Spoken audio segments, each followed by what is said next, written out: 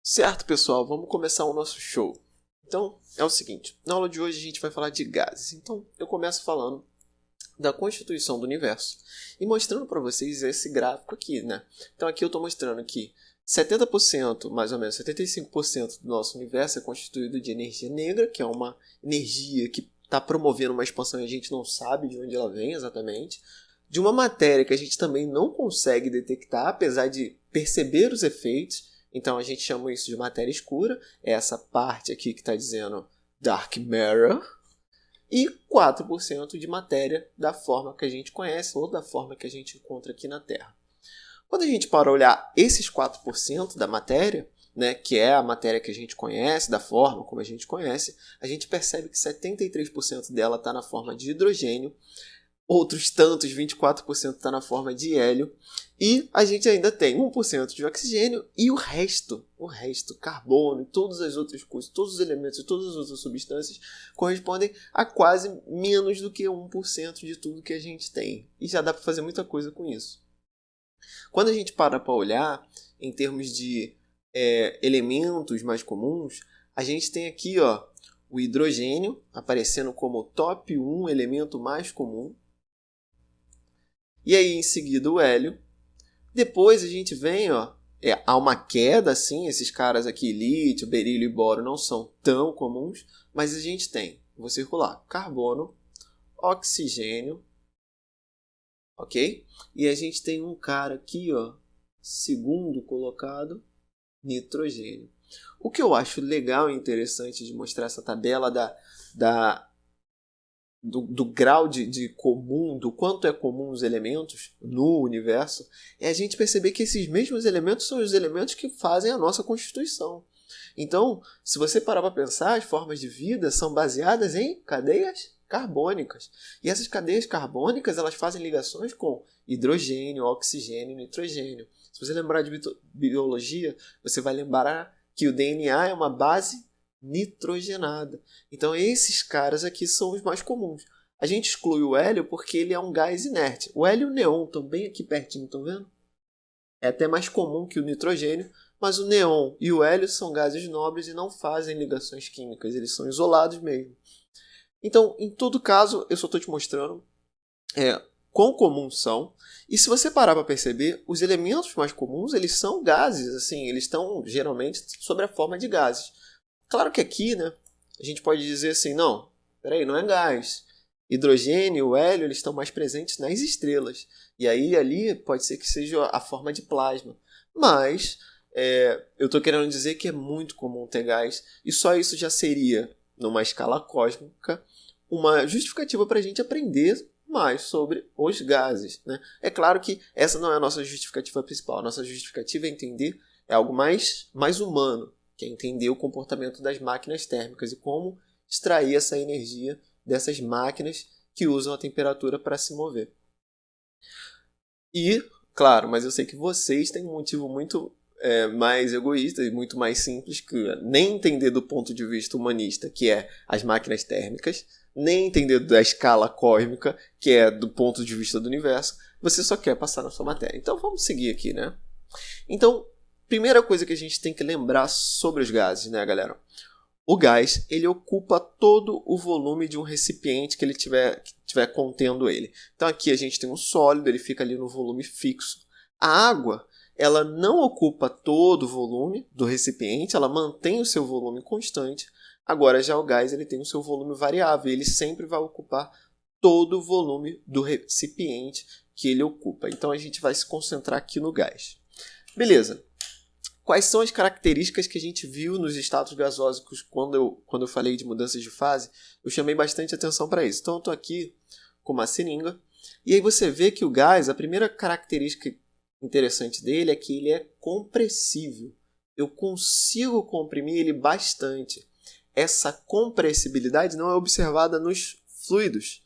Então se eu encher a minha seringa de água, agora ela está cheia d'água, você vai ver que eu vou tentar fazer força, mas o embolo, né, esse espacinho aqui quase não se mexe. Diferente de quando está cheio de ar, a gente vê que a gente consegue comprimir bastante.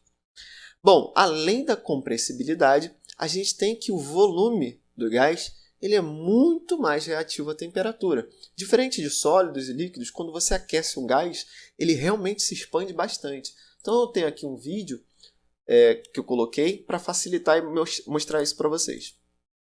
Então desse lado direito a gente, quando estiver se expandindo aqui, onde aponta o meu cursor, eu estou aqui com água quente. Você vai ver que esse êmbolo, né, essa região ali da seringa, ele foi lá para o 22. Agora eu botei na água gelada. Ó. Você vai ver que há um encolhimento do gás. Ele realmente retrai bastante. Dá para perceber a olho nu. Essa característica nos sólidos geralmente não é visível a olho nu, tá? De novo, colocando na água quente, você vê ali a expansão do gás que está dentro da seringa. Tá? A seringa está tampada. E aí quando eu aqueço meu gás, ele se expande. Quando eu esfrio ele diminui o seu volume. Tá bom? Então o que a gente vai fazer agora é tentar explicar para você o que é um modelo molecular do gás. O que é um modelo molecular ou um modelo cinético? No modelo cinético, a gente considera o gás como sendo uma partícula, né? Ele é constituído de diversas partículas.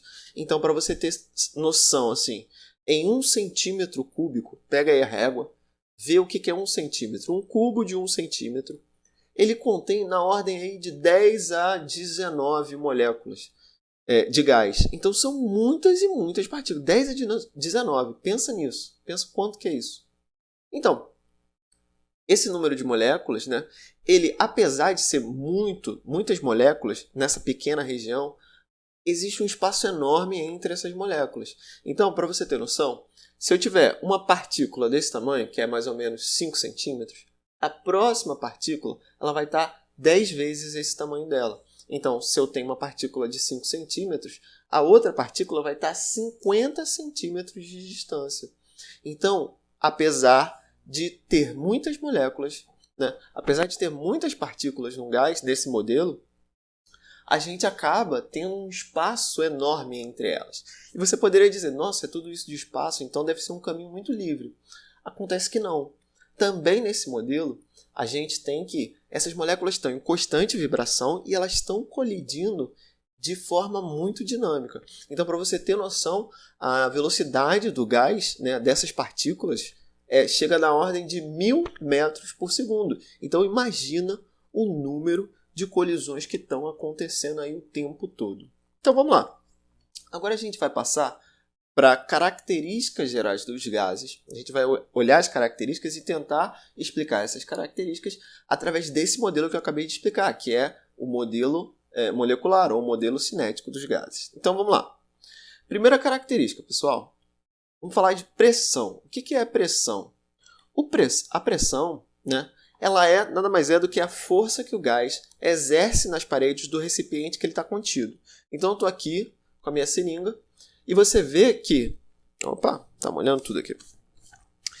Se eu tampar aqui e comprimir, tem uma hora que eu não consigo fazer tanta força. Esse gás, a força que eu exerço, também é a força que o gás está exercendo contra mim. Então, se eu estou fazendo uma força e ele está conseguindo sustentar isso, é porque ele também está exercendo força. De onde sai essa força? Essa força sai das colisões, então eu desenhei uma bolinha aqui para mostrar para vocês que isso são colisões. Essas moléculas colidem o tempo todo nas paredes do recipiente e isso exerce uma força que é aquilo que a gente mede como pressão, tudo bem? Na verdade, pressão é força sobre área, mas, por enquanto, para mim, eu quero que você entenda que essa pressão vem dessas colisões. Tranquilo? Então, gás... Aumentei, quando eu abaixei isso aqui, tem um momento que começa a ter muita pressão. Então, você vai entender que quando eu mexo em outra característica do gás, eu acabo mexendo em outras. Vamos chegar lá, mas repara só. Vamos passar para a temperatura para você entender. Eu mostrei ali em cima que se eu aqueço um gás, você vê que ele tende a levantar aquela partezinha, ele tende a se expandir, aumentar o seu volume. Se eu resfrio o gás, ele tende a encolher. O que está acontecendo é, quando eu dou temperatura para o gás, Na verdade, eu estou aumentando a energia que essas moléculas têm. Então, elas ficam mais agitadas e, portanto, elas acabam até colidindo também mais. Então, se elas estão mais agitadas, elas têm mais energia para empurrar a parede do recipiente. Por isso que há aquele deslocamento que você viu ou aquele encolhimento quando eu resfriei o meu gás. Então, temperatura está associada à agitação do gás. Já a pressão é a colisão, é a força transferida para as paredes do recipiente. Tá bom? Terceiro é o volume. E é aqui que entra a característica mais impressionante do gás. O volume nada mais é do que o tamanho do recipiente. Como a gente falou lá, a gente falou que o gás ocupa todo o recipiente que está contendo ele. Então, se estiver marcando no recipiente 10 centímetros cúbicos, você vai ter que o seu gás ele tem um volume de 10 centímetros cúbicos. Então, se eu aumento isso para 60 ml, esse é o volume que o gás está ocupando, 60 ml. Tranquilo, não tem nada demais. Mas existe uma característica mais impressionante dos gases, é uma característica que se mantém regular. Essa característica é a seguinte: volumes iguais de gases diferentes, desde que nas mesmas condições de pressão e temperatura, contenham o mesmo número de moléculas. Então, olha só, se eu tiver a mesma pressão, um gás sobre a mesma pressão, então as paredes estão comprimindo ele com uma certa força, e ele está na mesma temperatura, pode ser qualquer gás, eu vou ter o mesmo número de moléculas ali dentro. Tudo bem? Então, pode parecer um pouco louco isso, mas para e pensa. Como eu falei, o volume do gás ele é do recipiente. E eu falei anteriormente que existe um espaço enorme de vazio entre uma molécula e outra. Então, repara só. Por mais que, ali eu peguei o exemplo do hidrogênio e do oxigênio, o hidrogênio seja bem pequenininho e ele é bem leve, por mais que seja leve e o oxigênio, em contrapartida, seja bem mais pesado e maior, como existe muito espaço entre uma molécula e outra, você acaba não tendo nenhuma diferença. Então você acaba ocupando o mesmo volume. Veja que aqui eu estou aumentando, aqui eu acho que eu estou quadruplicando até, não chega nem a ser o dobro de tamanho. Mas você vê que ainda cabe a mesma quantidade numa caixa. Então para e pensa, se isso fosse bolinha de gude, realmente, numa caixa com bolinha de gude e uma caixa do mesmo tamanho com bolas de basquete, não vai caber o mesmo tanto. Mas no caso do gás, a gente sabe que tem muito esse espaço vazio e, portanto, sempre cabe o mesmo tanto número de moléculas. Tudo bem? Essa hipótese do mesmo número de moléculas é conhecida como a hipótese de Avogadro, tá? A gente vai entrar nos detalhes. Mas só para distinguir aqui, dizer que tem o mesmo número de moléculas não é dizer que tem a mesma massa, pessoal. Então, vamos dar uma olhada aqui? O oxigênio realmente é mais pesado. Só que a gente vai ter, sei lá, a gente pode ter um certo número de moléculas aqui. Ele vai ser mais pesado, não tem nada aí. Mas eu vou ter o mesmo volume para os dois. Tranquilo? Então, essa característica das moléculas, ela é fundamental para os gases. E é essa regularidade que vai fazer com que eles sejam mais interessantes para a gente estudar do ponto de vista da termodinâmica. Tranquilo? Então, vamos lá. Para a gente entender essa ideia do número de moléculas, eu tenho que relembrar vocês de uma coisa que você talvez já tenha esbarrado aí na química, que é o mol. O que é um mol? Em vez de falar um número de moléculas, eu falo um pacote amplo aí de moléculas. Esse pacote é o pacote que contém justamente a massa molar do elemento. Então, olha só. Se eu tenho 2 gramas de hidrogênio, de H2, de gás hidrogênio, então isso aqui é gás.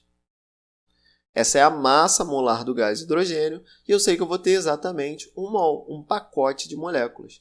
Se eu tenho 32 gramas de oxigênio, eu também vou ter um mol. Se eu tenho 16 gramas de água, 18 gramas de água, eu também vou ter um mol.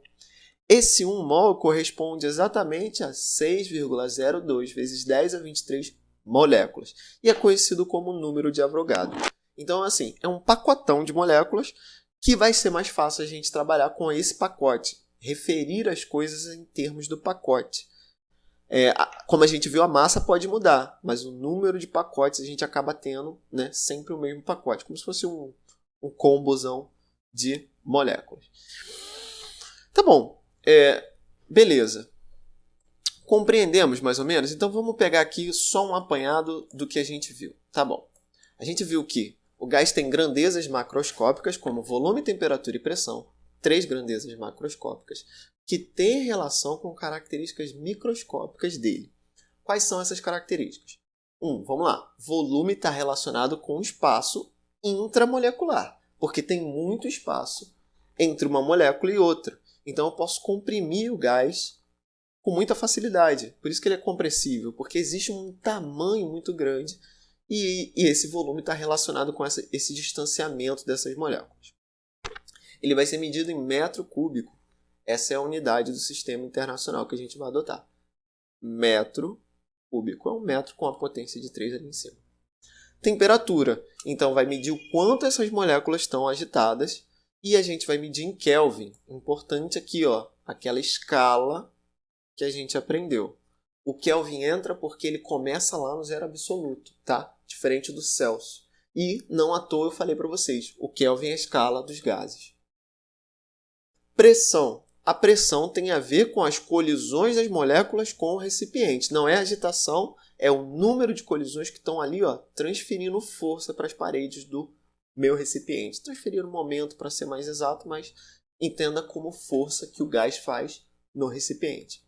A unidade de medida é um Newton por metro quadrado. Então, é uma notação assim, ó, Newton por metro quadrado. Beleza? E aí vão ter algumas relações também que a gente pode ter, que vão ser úteis. Então, aqui está metro cúbico para litro. Então, 1 metro cúbico é uma caixa de 1000 litros. É assim que eu decorei. 1 metro cúbico é uma caixa de 1 metro por 1 metro por 1 metro. E aí isso dá 1000 litros. E isso é 10 a 6 centímetros cúbicos. E a pressão a gente vai medir, às vezes, em 1 atm, que é a unidade da atmosfera, a pressão, né, que a gente tem a nível do mar da atmosfera. Também, em Newton por metro cúbico, a diferença é só colocar um 10 a 5, tudo bem? E essa unidade aqui também é conhecida como Pascal. E tem outra unidade também, que é o milímetro de Hg, que tem a ver com Torricelli. Né? Ele media a pressão com colunas de mercúrio. Bom, não vem ao caso agora, mas está aqui a forma de converter.